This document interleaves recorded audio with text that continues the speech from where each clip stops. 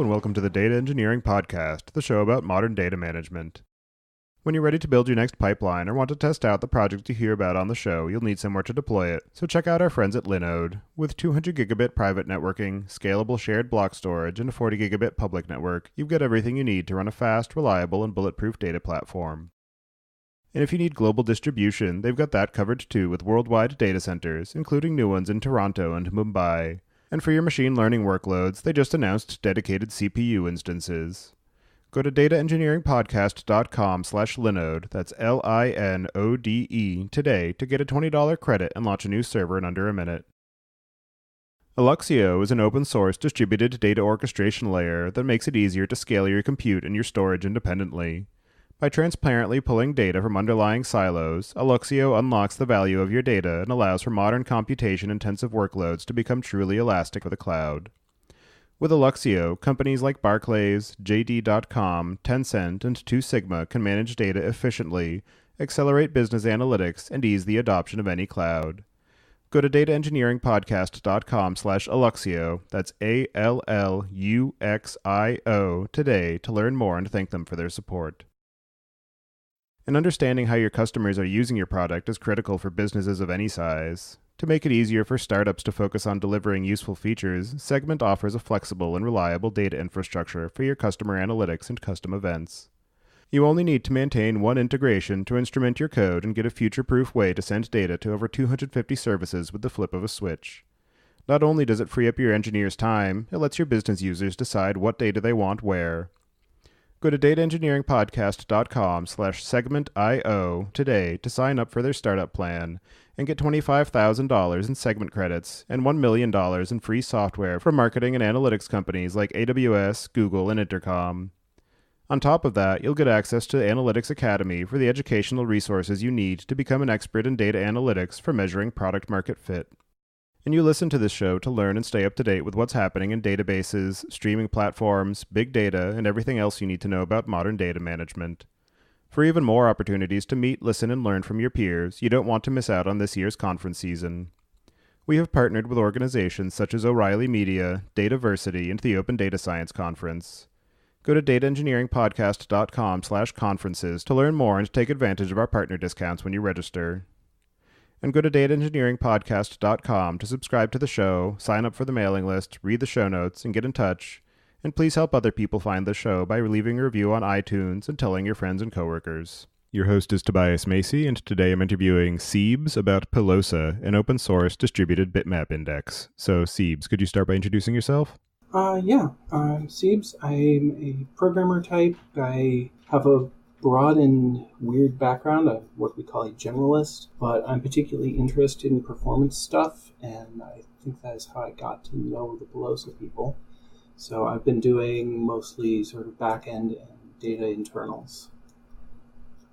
And do you remember how you first got involved in the area of data management? Mostly through Pilosa. I mean, I've done some database things on and off, but when I started working with Pilosa, I discovered that there was all this data stuff going on, and I hadn't thought about it all that much before. That was what got me involved. And so can you give a bit of an overview about what the Pilosa project is and any context that you have about the history of the project and how it's gotten to where it is today? I think Pilosa, my description of it would be that essentially it is the index part of a database without the rest of the data storage. It's used primarily as sort of a dedicated specialized index. I believe it was originally spun off from a company called Umble that was, I think, sports marketing related. I mean, you might not expect that when you find a genuinely novel idea in database design that origin would be, a sports company.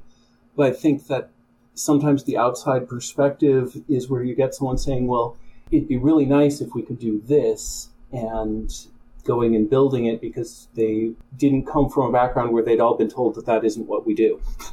That's why it's a slightly surprising and different project. So it's basically a dedicated index. The idea is that in a traditional database, we often have bitmap indexes, and if you have a query that's hitting 2 of those indexes, we grab bitmaps from them and intersect the bitmaps and so on.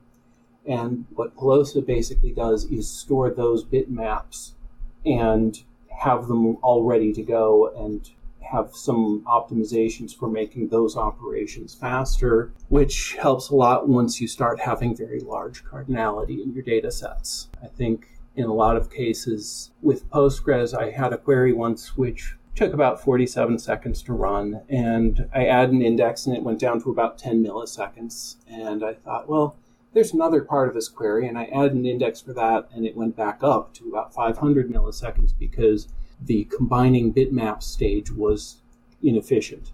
And the idea is basically we're doing that part of things and storing the partial results, and that allows fairly fast operations.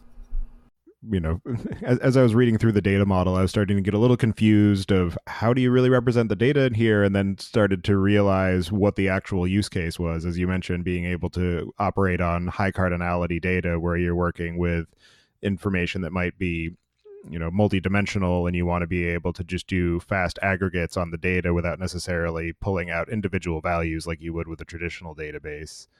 And so I'm wondering if you can talk a bit more about where Pilosa fits in the overall data ecosystem and how it might integrate into an existing data stack that somebody's using if they're running on something like Hadoop, or you're using an S3 data lake or something along those lines. So I'm not totally sure what some of the real world cases are. I mean, I've seen some of them, but my understanding is that what we tend to do is people have an existing database and they have some specific kind of query that's being a problem, that's not performing well, which can be reduced in some way to some number of yes or no questions about entries in their data. And you move that into Pilosa and sort of flip which are the rows and which are the columns, which is, I think, one of the surprising parts, and which definitely confused me when I was first reading the documentation, because rows and columns seem to be backwards. So the idea is, in your normal database, your standard relational database, each row is one of your entities, and each column is a fact about that entity. And in our system, each column is an entity and each row is a fact about that entity. And you might say, well, why not just call them columns and rows in the other order then? But what columns and rows actually refer to is the physical structure of the data at some level, that how things are grouped. In a traditional SQL database, you will typically have the items, all the data for a row bundled up, and then each row will be bundled up, and when you do a query on a column, you are selecting part of each of those rows. And when we switch things to having the rows be the facts about a thing, what that means is that we have a bitmap of yes or no answers to some question about data, and that one bitmap is that question and not any of the other questions, which allows us to very rapidly combine them. So you have questions about people like, is an active member or something like that. And we have a row, which is just the zeros and ones where one is, has an active account, for instance. And then we can mask that. We can do unions or intersections or whatever to get answers to compound questions about people very quickly. And that's what it's useful for. I think we have a blog post example of using this to do genome comparisons, which are a good example, I think. And in the documentation about the data model, it also mentions that you're able to represent a set number of different data types as well. And so I'm curious how that manifests in terms of the overall storage system of Pilosa and how that maps into that bitmap index of being able to go back and forth of trying to aggregate on a particular set of attributes, but also being able to identify what those attributes are beyond just an n-dimensional matrix. So we have a couple of data types. We've got the default one is what we call a set, which is just there's rows and columns and you can have any number of bits set. Then there's a mutex, which is similar to a set, but we only allow one row to be set at a time for a given column. And that's not actually a different data representation. That's just different logic that when we set a bit, we look for other bits and clear them. There's Also, there's some caches that get put on top of this, like a cache of which columns have the largest number of rows set, which was one of the original query terms that made this seem like a useful feature. And the other representation we have is a fairly weird one, which is we represent numbers in, this is going to sound really strange, as a series of bits. And that actually doesn't sound nearly as revolutionary when you describe it like that. But the idea is we have all these rows, and if you want, say, a number with a range of 0 to 16, we have 4 rows, and the bottom row is 1s, and the next row is 2s. And this is not especially efficient because we do need to then read all those rows, but we can sort of do this in parallel, and this is used in cases where you really need a way to represent something like a range, and it's not as blindingly fast as the rest of the things we can do, but it's still pretty fast compared to a more traditional structure frequently.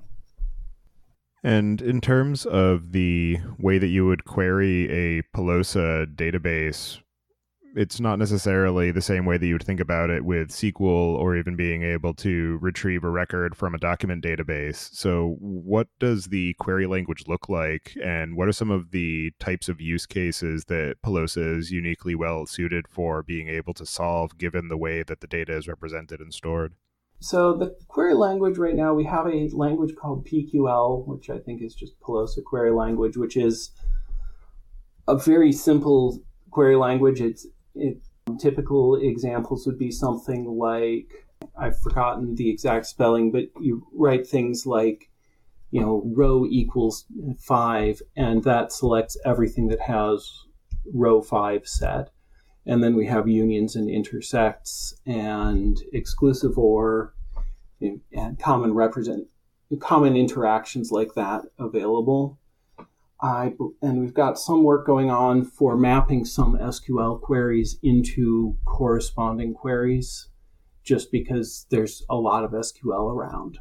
The kind of thing that I think this tends to get used for is cases where you have fairly large volumes of data, and you know in advance what questions you're likely to ask. So, things like has an active account, or, signed up since 1996, or signed up in a given year, or has purchased this particular product. And you want to do combinations of these. And, if you look at something like the has purchased this particular product, in a typical database, that's probably joins. And you're probably looking things up in 2 or 3 tables.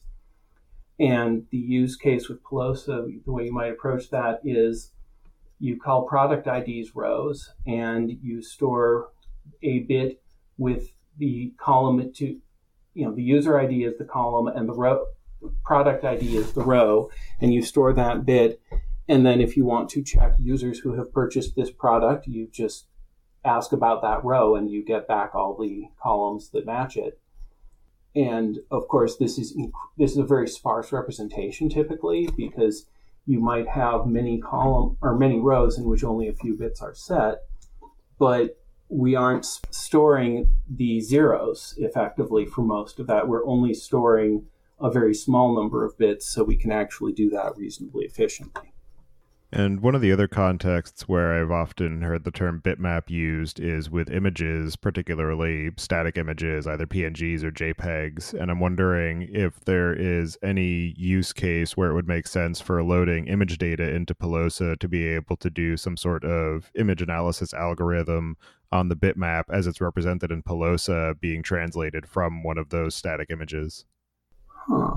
I'm not sure. It wouldn't seem I don't think that would probably be a great fit, because typically, although we talk about bitmap images, they're almost always multiple bits per pixel, although there is an interesting historical reference there.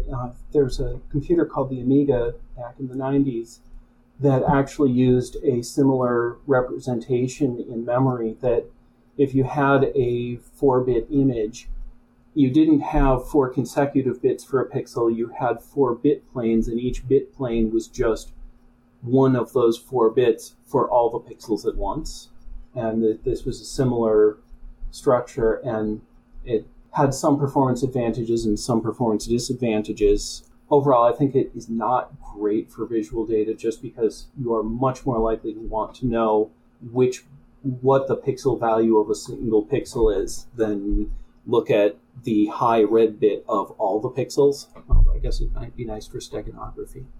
And as far as the actual data storage in Pilosa, I know that in the documentation it mentions that it's not necessarily built to be a primary source of record, and that you would usually load data into Pilosa from either another data source in bulk or consume from a streaming engine such as Kafka, where you have the data being split into 2 streams, where one is going to your primary storage layer and one is going into Pilosa for further analysis. So I'm wondering if you can just talk a bit further through what a typical workflow is for being able to obtain and analyze data in Pilosa, and what the overall life cycle of that information would tend to be. Yeah, I think those are the basic forms. And obviously the other really common one is that you combine those, and that you already have some data, so you want to read in all that data and add new data as it comes in. So for imports, we have somewhat different logic, because when you're streaming in new bits, you generally want to have nice high reliability data writes. You want logs of every bit as it's written so that you don't get out of sync. Whereas when you're importing a few billion bits, if you do the full flush to disk for every bit, you will not succeed in importing them all. It will never happen. So we have some support for faster bulk imports of large blocks of data. And we're always looking at that for possible performance enhancements, because that is absolutely one of the slowest parts of the process of getting spun up, I think, is just if you have many gigabytes of data, getting it migrated can be slowish. This led to one of my favorite small side projects here, which is I built a tool called Imagine, which is used to create fake databases. The etymology of the name is, imagine you have a database with 1 billion users. So I want to have made something where I can write up a description of a database with 1 billion users, and 1/3 of the bits are set in these rows or whatever, and point it at a Pilosa server and have a database. This is somewhat useful for benchmarking the ingest process. It's also useful for setting up demos. And as far as being able to model the data as it's coming from either a relational source or some sort of structured flat files, what does the interface look like, and how would you go about structuring the data model in Pilosa to ensure that you're able to perform the types of analysis that you're looking to do on the data as it's coming in? So the major thing is figuring out what your rows should be and what your columns should be. It's easy to say, well, columns would be users or something like that. But when you're recording data, Pilosa tends to favor things that can be well expressed as a yes or no question. The more something is like a range of values, the less likely it is that this will work as well. So we do support ranges for the cases where they're necessary. But as one example, I think we had a case where the likely default format that just came to mind ended up having a field where the row value, the only row that would be set would be the same as the column value. So it's sort of the diagonal row line of ones. And that was fairly inefficient, because for 1 billion records, that means you now have 1 billion separate storage files, each with 1 bit, and that's not the most efficient usage. In that case, it's possible to just not store the data. So the kind of thing you want to look for is, what are the actual questions we need to ask? Because if you say you have you're looking at a package database and you're looking for number of packages that import this package, and that's a number. So you might record it as a range and store this range of values, and the high end might be a few thousand, so you need 10 or 20 bits of storage per package to represent the number of packages that refer to it. Well, let's say you look at your actual workflow, and the only thing you're ever checking is whether the number of packages is greater than 0 or not. Well, you don't need to store the number, you need to store the is it greater than 0. If you do that, then you're in one of the cases where Pilosa will perform really well, because that's the kind of yes-no question that the bitmap index is really good for. And I know that when I was looking at the documentation, it mentioned that you need to construct the index sets up front and that they can't be modified after the fact. So I'm wondering how that would play into your decision-making of doing the upfront modeling, and if there are any other types of decisions that need to be made early on in the process that could have ramifications later on as far as what types of analysis you can perform. I feel like you can, of course, change it. It's just that changing it may require you to do a lot of re-ingesting or modification. One thing I would tend to recommend is, maybe build a sample set with a subset of the data so it doesn't take too long, and build some of the sample queries, just walking through the process and seeing what happens and whether you are able to express the right queries. Because just because the data structure is unfamiliar and isn't quite like the way relational databases tend to work, it's easy to be unsure of what will work out well or what you're going to be gaining from it. I think there's a tendency for people coming from structured databases to think more in terms of named columns, and even if you switch to calling them rows, thinking in terms of named things and values for them rather than yes or no questions about. Of course, there is the danger that if you go too far with that and you just encode the question you have right now, if you have a new question later, you may not have a way to answer it. So thinking about why you want to store the data and what you need to know about it, and which is always a thing with databases, but possibly more so when you're reducing things to yes and no questions. And are there any additional complexities or considerations that need to go into handling highly dimensional data and how that's represented and stored, or any difficulties of finding appropriately high dimensional data in structured files sort of in the wild? I imagine that things like HDF5 that would lead to some of these highly dimensional data types. Yeah, I mean, that is definitely going to be hard. We've got essentially the ability to have fields with rows, and they can have a lot of rows. I would say in some cases it might make sense to just convert higher dimensions to column numbers or row numbers, treat them as, if you have a 1,000 by 1,000 by 1,000 thing, just, have the first layer use columns 0 through 1,000 and rows 0 through 1,000, and then the next slice would get 1 through, or 1,001 through 2,000 and so on. But that will obviously not scale up to very large dimensions, at which point I think you want to try to find something underlying this that describes what you're looking at in different terms. We've got the genome example, and that's not highly dimensional, but it's a case where you're replacing these very large strings of, ACTG with a yes or no, has this gene present question. So your rows or columns, depending on the kind of question you're asking, would be numbered known genes that we are tracking the presence or absence of. And is it possible for a bitmap in Pilosa to have a reference to another bitmap to be able to possibly construct some of these dimensional matrices? Sort of. There is not currently very direct support for it. You can have arbitrary values in the BSI field, and they could, for instance, be column numbers from another thing. Currently, we don't have very good tools for directly making queries like that, but if you get back data from one query, you can use it to build another. And that is a thing we are looking at, and we have some we have some experimental things that we've done in the tree as an experiment and not yet merged or committed because it's not quite what we want. But the idea is to make it easier to do queries that do that kind of thing. And yeah, that is a way to approach the dimensionality, and also simplify some queries that currently would require a fair amount of back and forth traffic.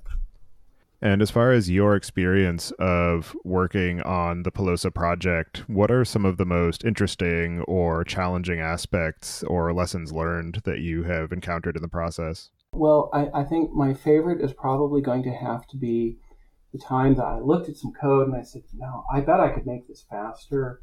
And I managed to get, I think, a factor of 20 speed up in the code. I was really pleased with that until I realized that what I had done was suppress the operation log write. So basically, I was being faster because I wasn't actually writing the data to disk.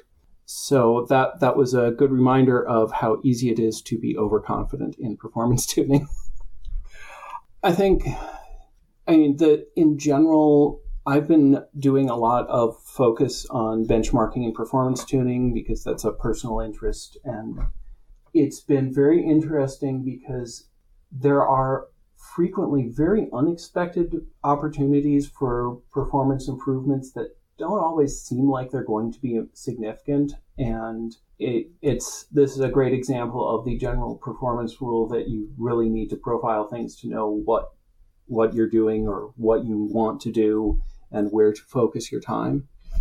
It's been very interesting code to work on. And, as with any high performance code, there's a lot of interesting special cases.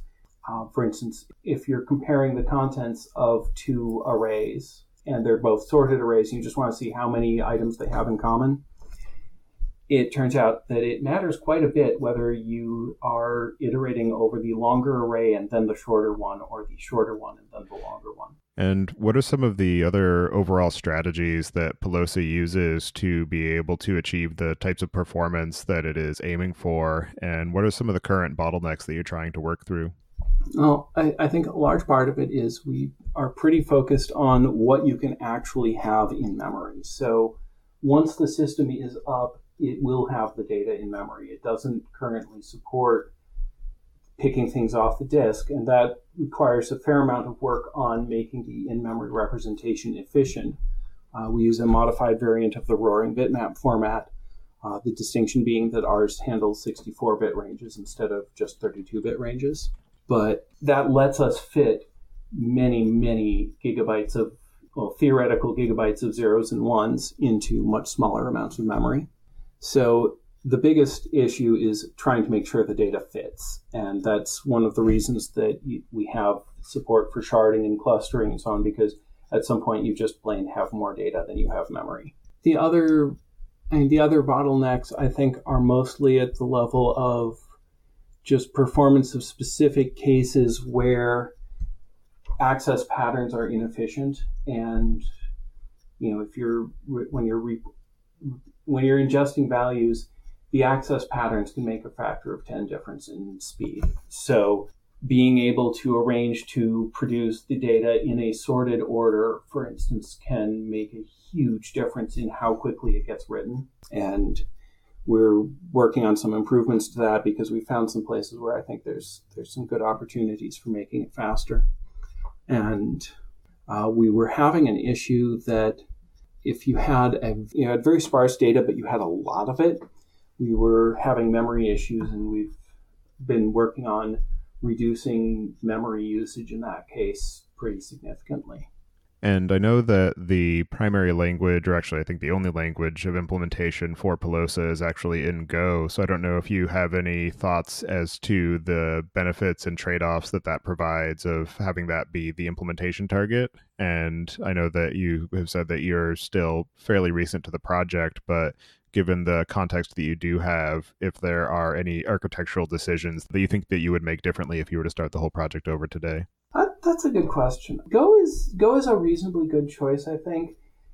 I'm sure we could get several percent faster, maybe a fair bit faster working in C, but I also don't think it'd be done yet. I'm a reasonably experienced C programmer, and I find it useful sometimes to not have to do quite as much of that, but we are definitely seeing some cost to the garbage collector and the allocation. And so a lot of the performance optimization opportunities are basically finding the cases where it really is worth the extra time to outsmart Go's garbage collector a bit and bypass some of what it would otherwise do for allocation. And that can make a very large difference in performance.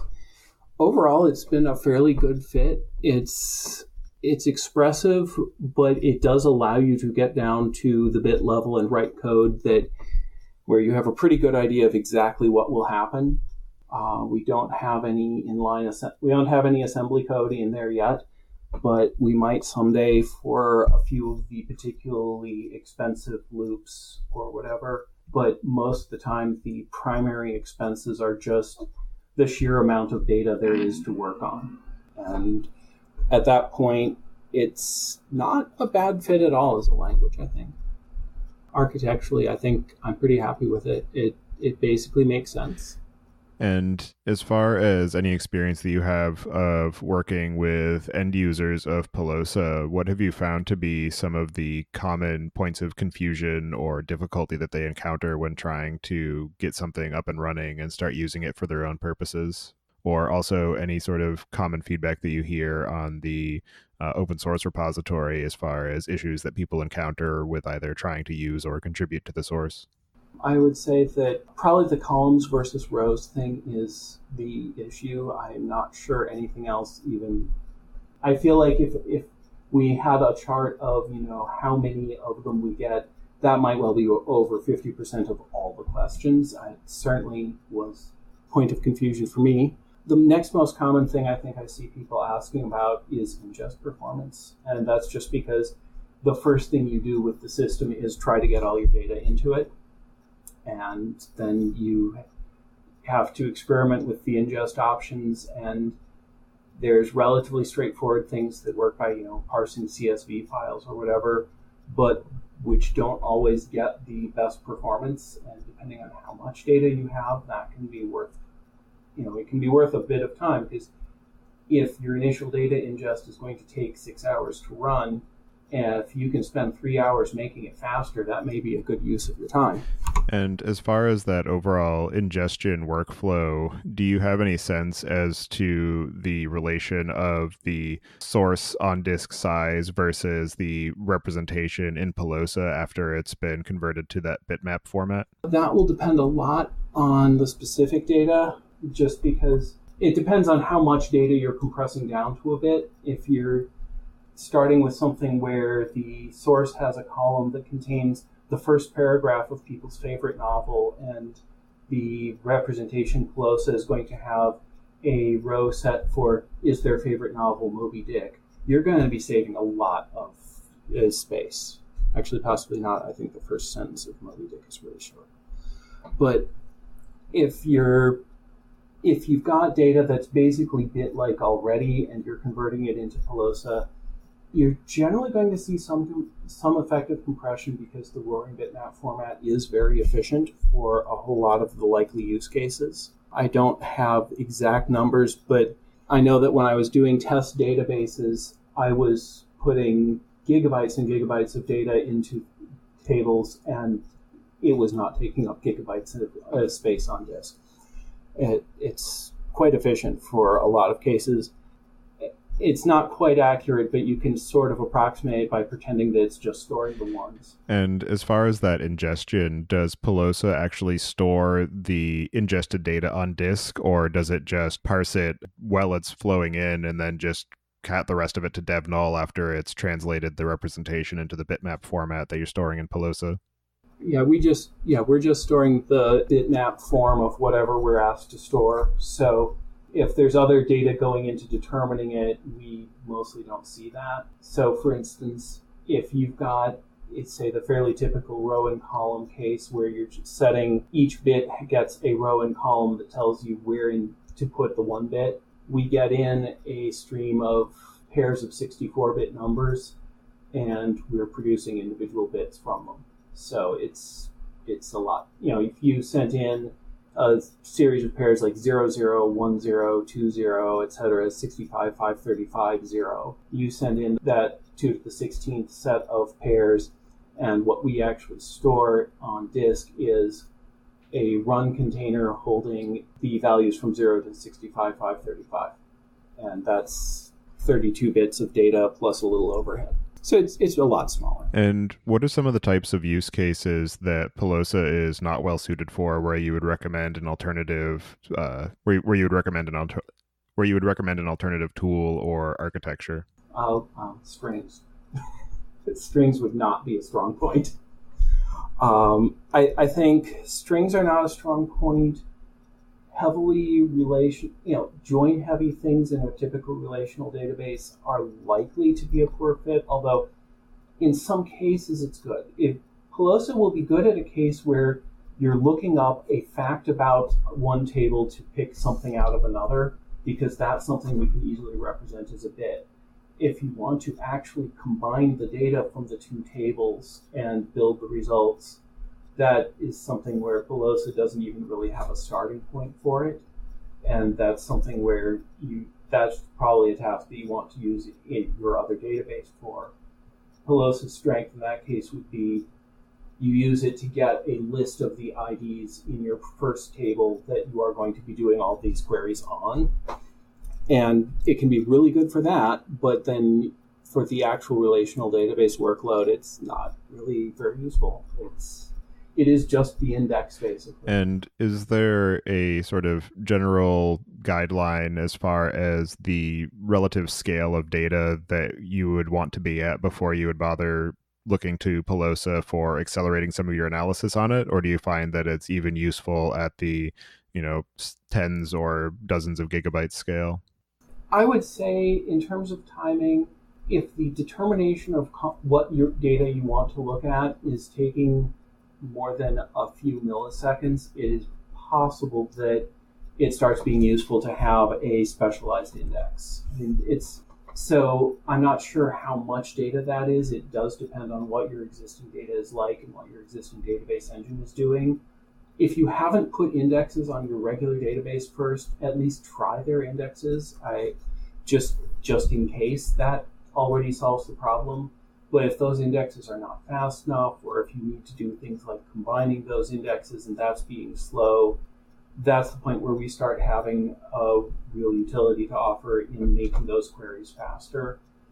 And the other thing, and also some kinds of aggregation of data, or, as I said, things like which entries in this have the most bits or whatever, like with the, projects that import other projects, which projects are imported by the most other projects is something like Pilosa will handle very well in general.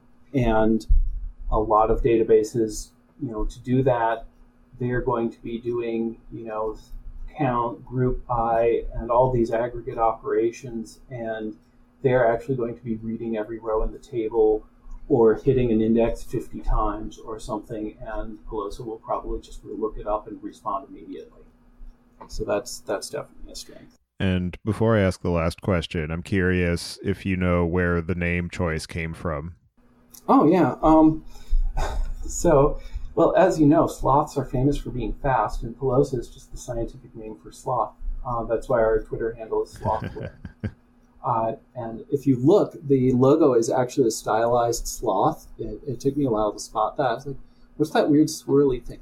That's a sloth. When I was Googling about it a little bit, I came to the Wikipedia entry about the scientific term for Pilosa, and I was rather amused. We try to have a sense of humor about things, and I really like the sloth thing because, as everyone knows, sloths are... They're actually quite good swimmers, surprisingly. Yeah, I did not know that. And so what do you have planned for the future of Pilosa in terms of performance improvements or feature additions, or maybe any types of planned integration with other storage systems to maybe automatically be able to create these indices as the data is being ingested into the primary storage layer? All right. Well, performance improvements, the most immediate thing is I have some really cool ideas about the way we do ingest of the value range things, the representing integers as a series of bitmaps. I have some ideas on that. We just did a performance improvement that reduced memory usage in cases with sparse data. I think for one of the workloads we were looking at, we went from about 70 gigabytes of memory to about 32 gigabytes of memory, or thereabouts, which I was pretty pleased with.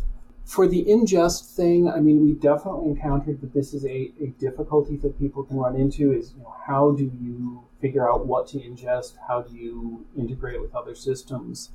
And the plan, as I understand it, is to start working on building a managed service for that kind of thing, because it is something where the expertise you develop from working on solving that problem for one case really translates well to the next case.